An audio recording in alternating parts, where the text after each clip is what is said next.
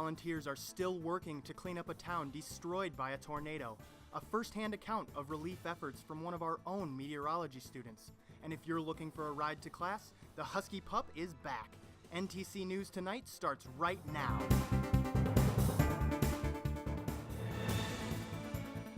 You're watching NTC News, DeKalb County's only television news source, on the campus of Northern Illinois University and from the Northern Television Center.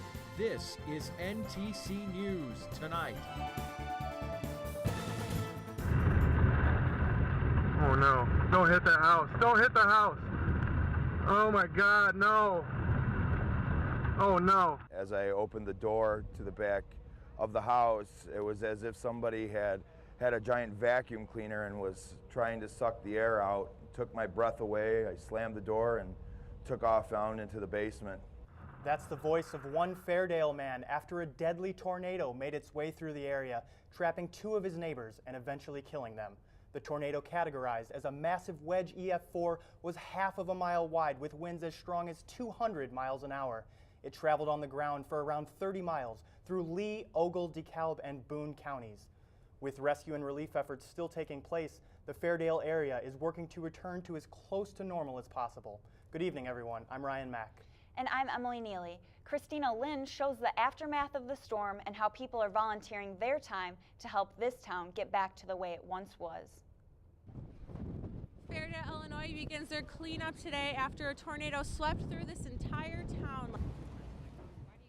This home and small metal cutting factory is now in shambles after strong storms hit the northern Illinois region. This tornado sustained winds up to 200 miles per hour, throwing around insulation, siding, cars, and personal belongings. Fairdale is now taking in volunteers to help to get their community back on its feet. Out of town and we cut down their trees, we cleared their lawn, we moved a bunch of debris out of the cornfield. Along with the help from volunteers, this town has been getting a lot of publicity. Governor Bruce Rauner declared DeKalb and Ogle counties as state disaster areas, and Senator Mark Kirk says there is roughly around $18 million in damage in the city of Fairdale alone. With the devastation that has happened in this small town, the people of Fairdale need to pick up the pieces of their lives. The Kirkland Fire Department is helping its neighboring community by collecting water, toiletries, and finding shelter for the victims. Apartments that they would let people stay in for 2 months while they got back on their feet and stuff, and there's been all kinds of people that have opened their homes and stuff. There's several groups on Facebook that for people that are offering have a room. This area has seen the wrath of severe weather before, but they never believed that they would see this. Until the next day anybody really realized how bad it was and how much destruction there was. Cleanup crews and volunteers are here to help get this town back to the way it was. In Fairdale, Christina Lind, NTC News. The main website to find any information about donations, victim info, and volunteering is villageofkirkland.com. Donations and volunteers are continuing to help the Kirkland and Fairdale area. The DeKalb County Sheriff's Office is telling Fairdale residents who would like to volunteer to sign up at the Kirkland Fire Department. They also advise you to bring any personal property to drop off checkpoints on Route 72 or Fairdale Road. The fire department has a full inventory of supplies, but they are still accepting volunteers. Our bus barn at the school is filled. We have semi-trailers filled that are parked at the school. We have incoming trucks that are filled to capacity that are waiting for us to find a place for it. So much of the attention has been paid to the town of Fairdale, but others are also in need of help. A lot of the debris from the towns of Fairdale and Rochelle was thrown into the nearby farming fields. The timing couldn't be any worse, according to some Ogle County farmers, as they are just a week away from planting their crops. And any debris, even as small as a nail, could affect their planting. Maybe not necessarily their homes, but their farms and stuff have been damaged, and so it's just great to see people wanting to get out and to help and really be positive and not think it's a job. I mean, there's people out here just having fun. So. Rochelle is also reaching out to those in need of assistance. Victims in need of assistance may contact the Operation Blessing Need helpline shown here. Operation Blessing volunteers will be available for assistance through Saturday. Back here on campus, the Husky Pups have returned. And the mini bus line is making some new stops thanks to recent input by student focus groups. Those students are excited about the changes. The first day back, the pups are here. This is the spring debut of the Husky Pups, a group of electric shuttles at NIU. In the past few months, the pups were nowhere to be seen. The winter kept them from being used. But now that it's warm again, it's the perfect time to get the pups out for a test drive. And where better a place to do it than this year's Communiversity block party? Now the pups have new routes. The latest change takes into account input from students at the Student Association's recent focus groups. The groups are specifically held to get feedback from NIU students about the Husky bus lines. Naturally, the Husky Pups came up. So we just went with the flow. We started talking about Husky Pups and what they wanted, and so students definitely did put a lot of input into the routes that we have right now. The Husky Pups will now go all over campus, and the new routes show where students need transportation the most. A lot of the people that went to the focus group were coming from the residence halls. So there's definitely a need and a desire to have it go from the residence halls into campus. Many aspects of the Husky Pups make them perfect for college students. One of the key features of the Husky Pup is the fact that you can hop on and hop off. Another quality is their ability to drive on sidewalks, like the one outside DuSable Hall. For the future, the focus groups will continue to be a key factor for the Husky Pups. But we really want to get the feedback from the campus. That's going to dictate how they're going to be used. We believe that they're going to serve a very significant role. The pups will be running regularly for the rest of the year. In DeKalb for NTC News, I'm Ryan Mack. If you want to hop on a Husky Pup, remember, you don't need to stand at one of the stops. You can actually flag them down, and they'll stop for you. It's been a difficult weekend for some in neighboring towns and counties. Some volunteers have been working tirelessly, including our own Brittany Merleau, who's here with us now. We know you're interested in this as a meteorology student, but this isn't just a weather story for you, is it? No, definitely not. I was tracking the storm and all that, but then when it comes down to the actual helping and cleaning up and volunteering, they do need help out there, and I was out there pretty much when it hit to last night, wee hours of the night, and it's been pretty crazy out there, and we got to also pay attention with the cleanup to the temperatures in the future. So we have to look at tomorrow's weather as well, and thankfully we're hitting temperatures up into the 70s. It'll be nice and sunny out there for them for the cleanup processes, and we'll have more on the weather coming up. Stay tuned.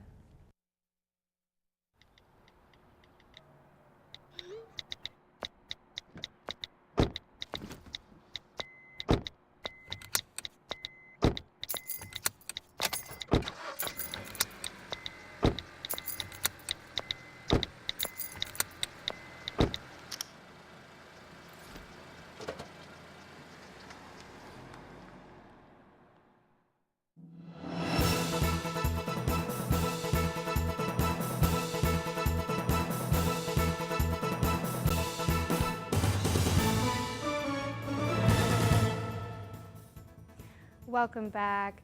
April 9th, 2015 will be forever in our minds and in our hearts as complete devastation just in our own backyards occurred. We had the strongest, longest-lived tornado in our National Warren County area since 1990, the Plainfield Tornado. And this is the setup that we had. We had the low pressure coming towards us, which always brings along rain and storms of that such. But what unique character we did have is this warm, moist air flowing all the way up to our area. And along with that, we had strong upper level winds all lining up for the severe outbreak that we were anticipating as early as April 4th, actually. Now here's the actual track that happened. It started down in Franklin Grove, touched down, and it is one straight long-lived tornado all the way through those 4 counties. Now we did have a few satellite tornadoes pop up as well. They're seeing an EF1 just a little bit north towards Belvedere and an EF0 towards Cherry Valley as well. They're still conducting surveys at the moment to see what happened.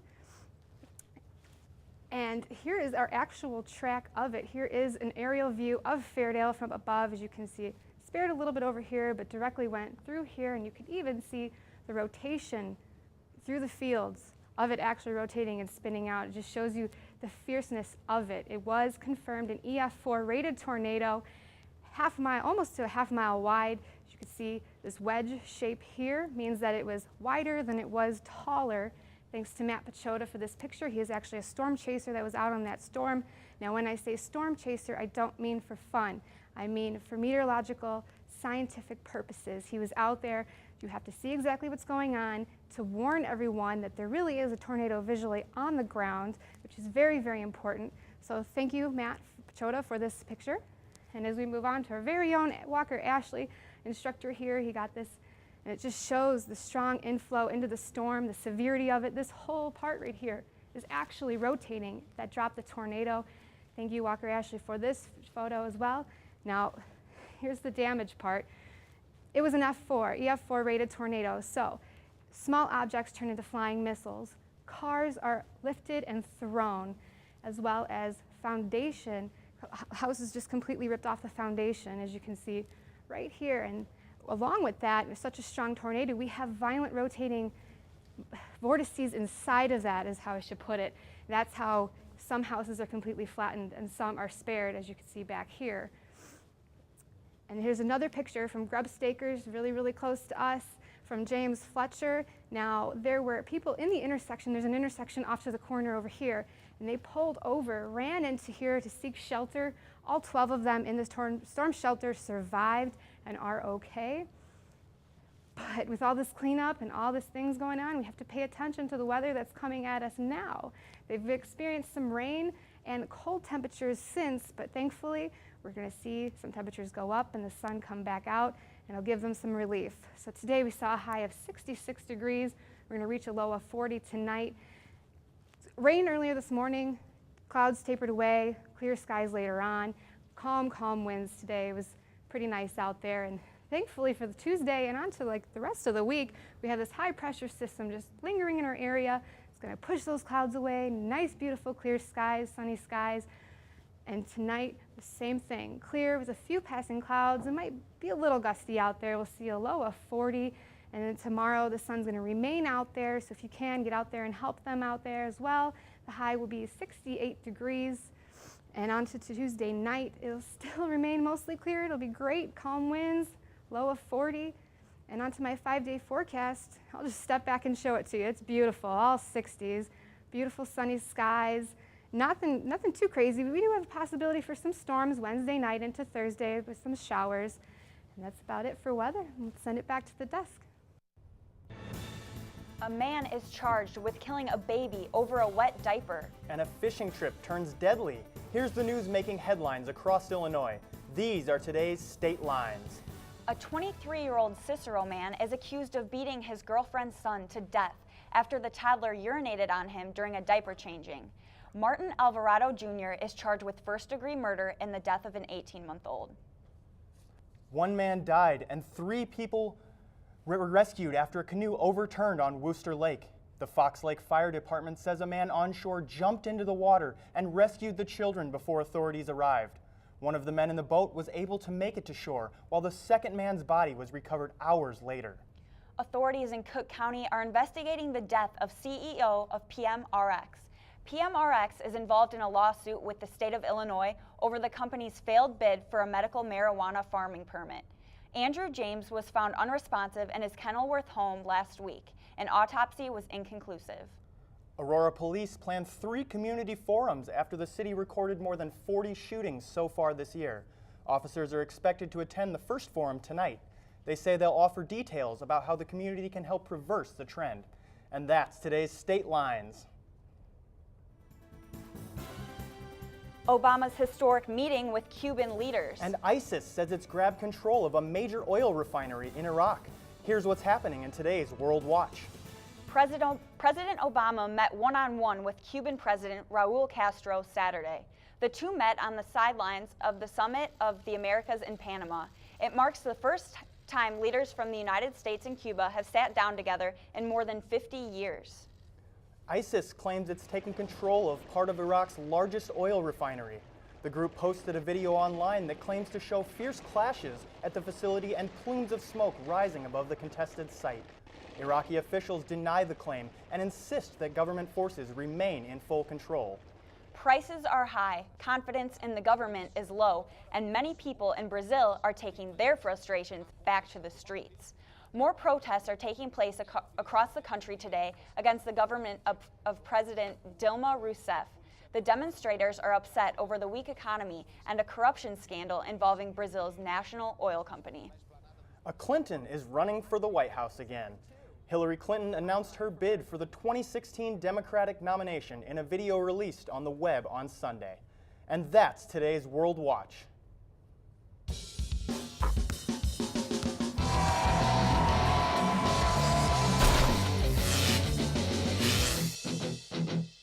Yet another huge sports weekend is now behind us. Thanks for tuning in. I'm Dan Kenny. It was a strong weekend for Chicago baseball as both the White Sox and the Chicago Cubs were in action yesterday afternoon. Let me take you to Coors Field in Denver, where the Rockies and Cubs slugged it out.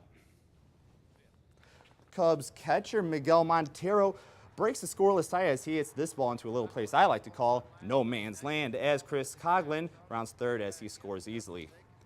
Now it's the bottom half of the very same inning, and the bases are packed with Rockies. DJ LeMahieu is sort of like a desperate car salesman with his approach, as everything must go, as he clears the bases with this 3-run triple. The Rockies are trying to close this game out, as we're about to see, but Dexter Fowler gives him the business with this 2-run jack. That's a double-decker. Cubs stun the Rockies 6-5. Fast forwarding now, Jordan Spieth was sort of like an Uber driver this past weekend because he drove the ball home, as we see this approach shot land less than 10 feet away from the hole. Tiger Woods finished in the top 20 as he executes his short game to perfection on this putt. But it's all about Spieth. At the end of the day, he achieves his dream and finishes the tournament with 18 shots under par. I wouldn't be surprised if Spieth ended up sleeping in that green jacket last night. I know I probably would. Now, transitioning to our Play of the Day segment, which features yet another young up-and-coming star in the Astros-Rangers game. Check it out. We're in extra innings now with the bases full of Rangers. This can end the game if it's gone, but George Springer hops on his horse. He says, "Giddy up," and goes Spider-Man at the wall and saves the game for the Astros. And that's today's Play of the Day. Well, that's all for NTC Sports. I hope you enjoy the rest of your day. So long. An ancient art form that one NIU alum has been teaching for more than 3 decades. We'll explain when we come back.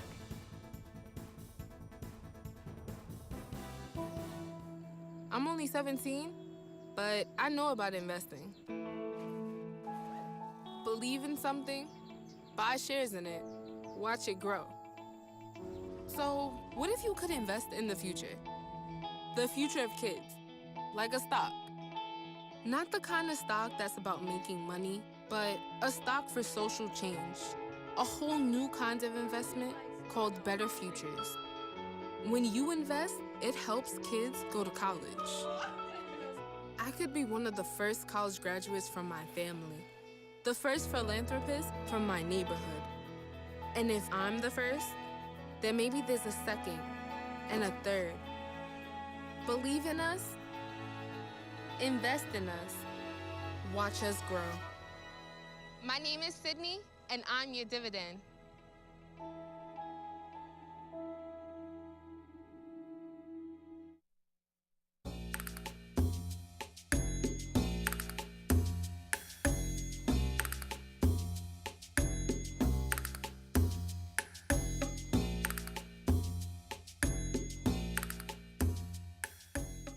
When looking through course listings, you aren't likely to see a class in blacksmithing, but one man has been keeping this old craft alive at a high school west of Rockford. NTC video journalist Cody Paul shows us how one NIU alum refuses to let the art form die.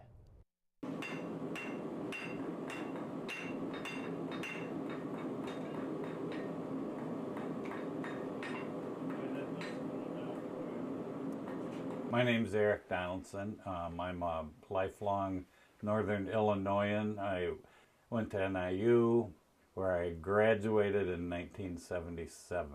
And then by think 98, I had gone back again and gotten my MFA in jewelry and metalworking, which is where my blacksmithing all started. This is my 37th year, 34 of those full-time, and the last 31 at Pecatonica. Now I'm retired and I'm just teaching artistic blacksmithing. It's a double period once a day. It's great. How did you bring blacksmithing to Peck? That was entirely the principal's fault. I would go to workshops and then I go in to talk to him when I got back. Anyway, he said, "You know how to do that?" And I said, "Well, yeah, that's part of my MFA show is going to be my blacksmithing." And he said, "We should do that as a program." He said, "You think we could work on this?" And I said, "Okay, but I want you to remember, you're the one that suggested this." I went ahead and drew up some sketches for an outdoor building, and yeah, then the rest just developed from there. I retired, like I said, in 2013, but they've asked me to come back and teach blacksmithing, and I did it just to keep the program alive. The hardest pill to swallow is that, when I leave, I hope that they continue with it, but there's no way I can guarantee that they'll continue with it. So, yeah, and it's a really unique thing. Like you alluded to earlier, we're one of 5 in the country and the only one in the Midwest. So to lose that is going to be a bit of a shame. That would be a shame. It looks like a lot of fun. I honestly wish that was taught in my high school. NTC News Tonight is produced and directed by students here at Northern Illinois University. We want to thank you all for being with us. Enjoy the rest of your evening. We'll be back the same time Wednesday. Thanks for watching. Goodbye, everyone.